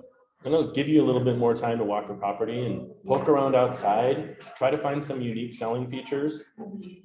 Something we always do is we go take pictures of stuff around the house. I'll always take pictures of local attractions, parks. You know, the photographer doesn't usually do that. You can pay him to do it, or you can buy the canned photo packages. But like, I'll go take pictures of my favorite bar or a cool, like a shopping center or a park, and I'll put them in the listing. Yeah, I find that helps. That helps tremendously, and most people don't do it. Right, so go do that when you. People want to know they're investing in a neighborhood that they can have a life. Yeah, you know, you guys, you can change almost anything at a house, but you can't change the lot or the location. You know, we use that line a lot too. So when people are like hemming and hawing about the perfect house, tell them it's okay, you can change it. You don't need the perfect house, but get the lot and the location that you want. Yeah, and that's where I think you going to your appointment, the staging appointment next week, go poke around and get some pictures of what's around it and put them on the listing. So we're not gonna have time for this, but there are some role model and some role play scenarios in here. I want to talk to you all a little bit about scripts and like role playing, and discuss any questions you have or issues you have with it. Does anybody do this on a regular basis? Very few people do. I do. What's the most common objection to role playing and script practice? I don't want to sound robotic. That's it. I don't want to sound scripted. Does everybody agree that that's the most common? You're right, it is. But you guys think about athletes or musicians, think about the best. Like, I'm a tennis fan and tennis player. Think about the best players. What do they do more than anyone? They practice. That's why they're good, right? And you don't have to sound robotic, but study scripts, role play with people, talk through things, internalize the sorts of objections and the material that you're talking through in these sorts of situations. And the quicker you grasp it and it becomes part of your just conversation and how you talk, the better you're going to be. Everything is scripted. Free throw shooters in basketball, that's scripted. Golfers swinging their clubs, that's scripted, right? So get past that, like, I don't want to sound robotic. I'm not picking you because you're exactly right. Everybody says this. And study this stuff. I mean, it's one of the many advantages of KW, right? Is they have all of this stuff out there for people. Everyone's willing to share here and help people. It's not like, well, you can't look at my listing packet because now you're going to steal it, right? I just don't want you to take them because we use them. I mean, I have a limited copy of them. But like, everyone here is willing to help and share. It's one of the things we love about KW. So get over your fear of role playing and script practice and just do it. Do it with people once a week. You post something on Facebook, someone will take you up on it. So I used to sell kind bars for like the last 6 years of my life. Mm-hmm. And I had a category management team that would send me massive decks, like 50-page presentations. So I'd go to Safeway or Kroger, and I'm like you said, people do not want to sit there and flip through like a million. They're like, okay, give me the top 5 points, go. Yep. And so at first I was like, well, how do I process this? This is so much information. Like, it seems like it's all relevant. My team just put all this time into it, but I would just study it and study it and study it. And then I would like consolidate it so much. So I would go to meetings and they were way more effective. Mm-hmm. And then in the back of my head, I was like, oh, I can draw upon this and this and this if I need to, because I studied it. Mm-hmm. But I just made it really simple. And then if we went deep on something, I was like, oh, you knew. actually, I can show you this. You knew. So I'm trying to like do the same thing with this because I think it's similar. It's very similar. It's kind of the same thing. Yeah. Right? And one of you on Zoom mentioned, be prepared. Like, take the time. I mean, doing script practice and role model or role playing is just preparation for the stuff and the conversations and the objections you're inevitably going to have with people. So, and then second to that is just practice and experience. You guys, I failed so much doing this, and I used to really hate that, but I'm okay with it. It's okay. All other thing about professional athletes, the best guys or people or women have failed the most, right? The people who win the most tend to also be the people who have lost the most. So it's okay. You're going to go on an appointment in the next week and you're probably going to lose. That's okay. Just get better. Like, know what you did wrong, improve, talk to someone in the office, talk to your spouse or your friend, and figure out what you can do differently to be better.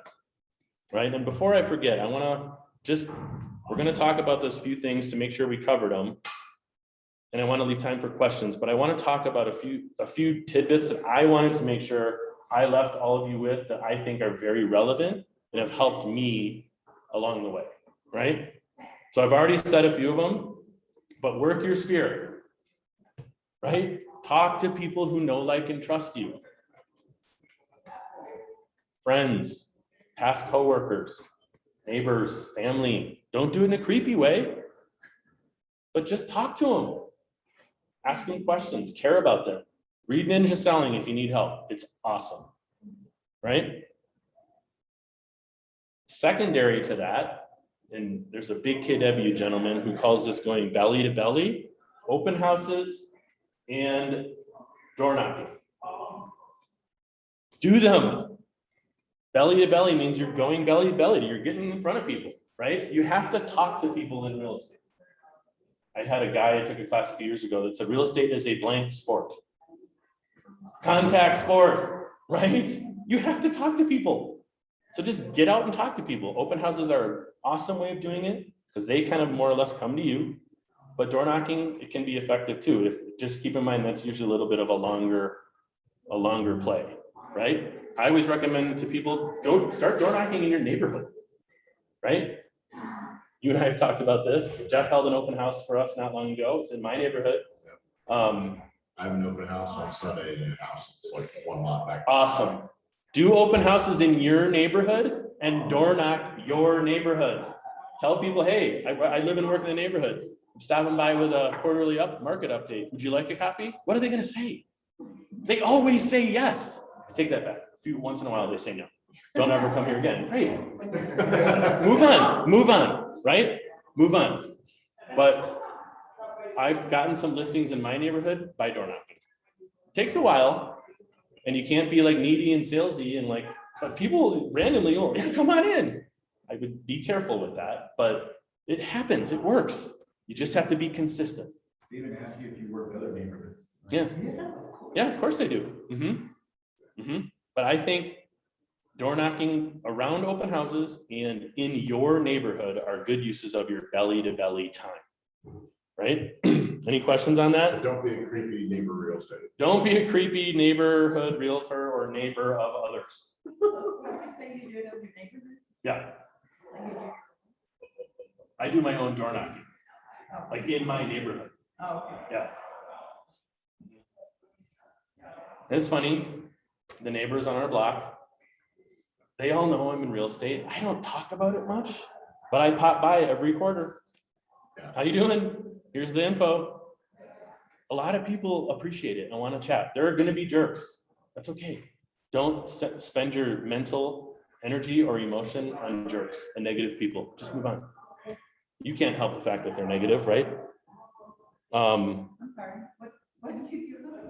I usually give them like a postcard, like a quarterly update, what's been happening in the neighborhood, and then maybe a general point or two on just real estate in Denver. What happened this past quarter? What do we think is going to happen this quarter? You know, You just do it for a quarter. I do it quarterly. But you hear a couple pieces on that.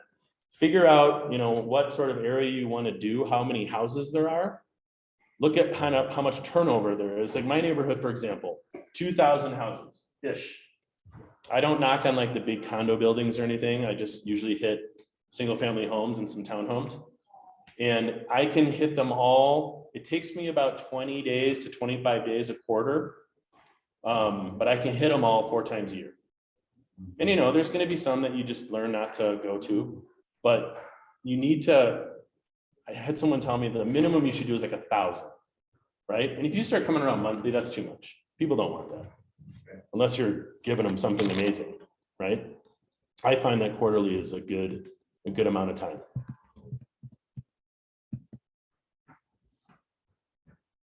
So I'm kind of picking up on that. Stay on top of the market.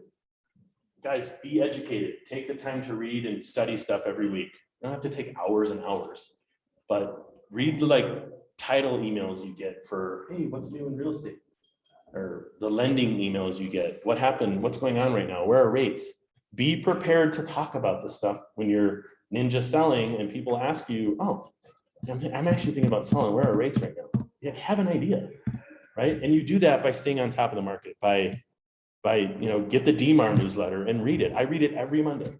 Sometimes it's annoying, but I save the email and I'll read it like late at night or on Tuesday so I know what's going on, right? And then you're at a party and you're surrounded by friends and people's real estate comes up, you can talk about it. And you sound like you know what's going on, even if you don't. Read good books. I've given you 2. It's the only 2 I'm going to give you because I think they're fantastic. But read them. Do the things in those books. Pitch Anything and Ninja Selling. I guarantee all of you will take a lot from both of them.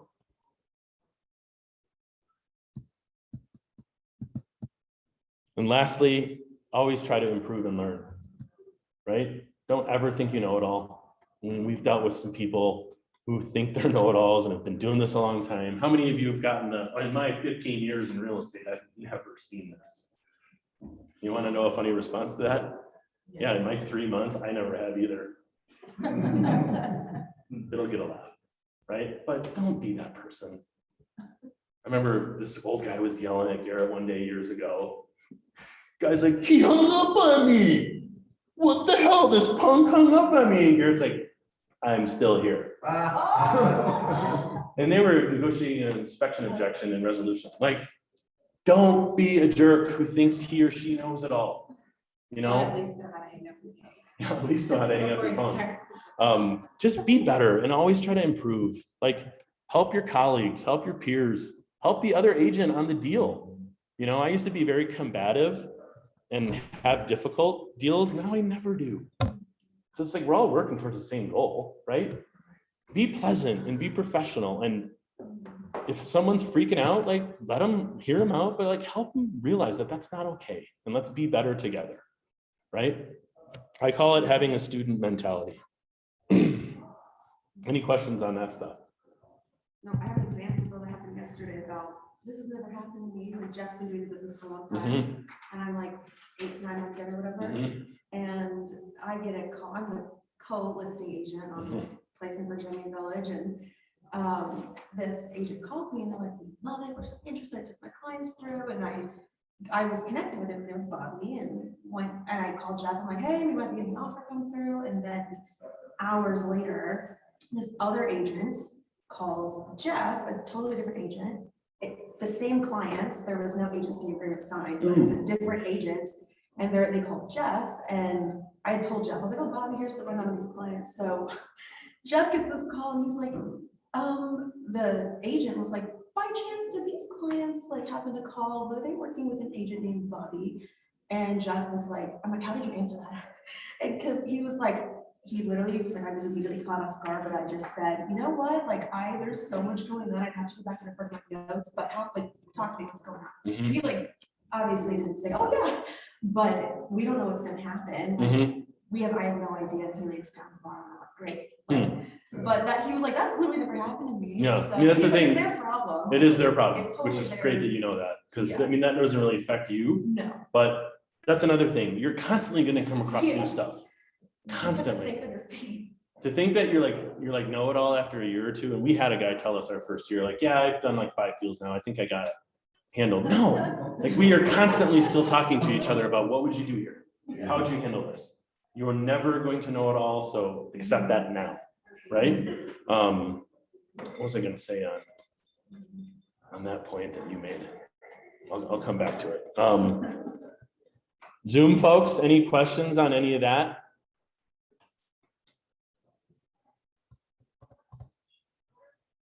Okay, I know what I was going to say. You guys always tell the truth. Don't lie. Don't lie to other agents. Don't lie to your clients. Just tell the truth. You will always benefit from telling the truth. There's negotiation tactics, there's bluffing, but tell the truth. I have a question to that. When somebody asks you how long you've been doing this, what's a good way to tell the truth without straight out saying a few months? Great question. How do you tell people you're brand new? You know, I had someone that said yesterday that it feels like, sometimes it feels like years.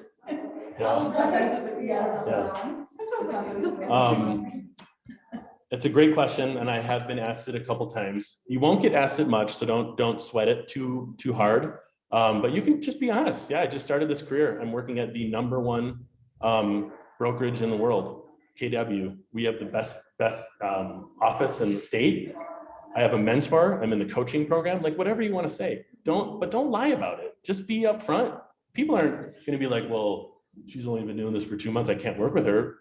I think they'd appreciate the truth more than they appreciate you lying about it. And you guys, you have Jeff, right? He's great. He knows a lot.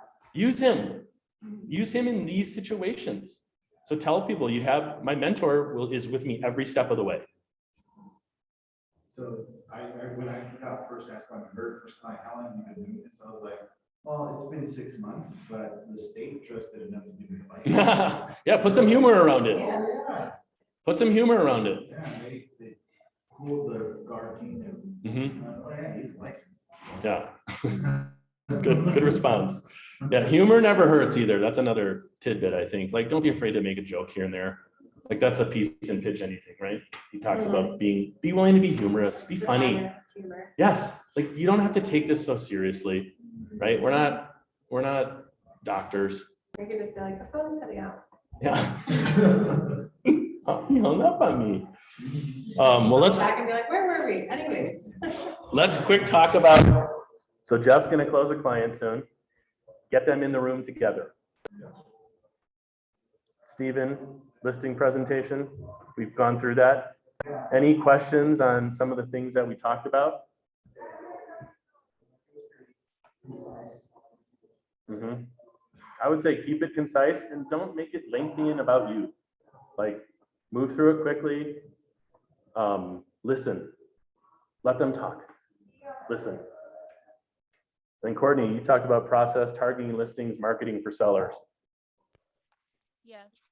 Did we not cover anything that you want to talk about? I honestly think you went really in depth with everything that I needed to hear today. Oh, cool. Yeah. Could you, before you X out of the Zoom though, could you drop your email down so you could take a look at the listing presentation I've created and give me some constructive criticism on it? Thank you. My email address is easy. It's Luke, Luke, @bringhomdenver.com. Okay, thank you. And call me or text me. I'm happy to help or talk to anyone anytime. Thank you. Yeah, of course.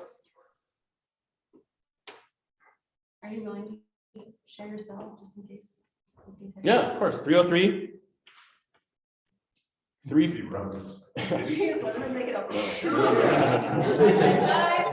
I give Garrett's number. 303-358-3702. Just remind me who you are and where we met, you know, and I'm not here as much as I should be, but that's changing. I'll be here more and more.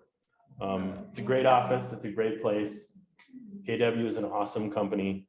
The longer we've been here, the more we like it and appreciate it. You know, some really good leadership here. You all know them.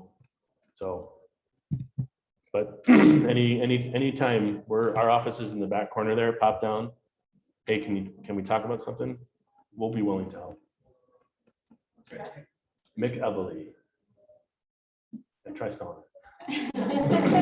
I go by my wife's last name sometimes. Downs. DOWNS. Downs. Luke Downs. Party for 4. Downs. Luke Downs. Yes, I do. Well, thank you all for being here. Never hurts to take a class and meet other people. So, yes. Thank you. Yeah, you're welcome. Thank you. Thank you all. Thank you for You're sharing. awesome. Thank you. Oh, thank you. I'm glad you were here. Appreciate it. That was great. Thank you. Yes. What's that?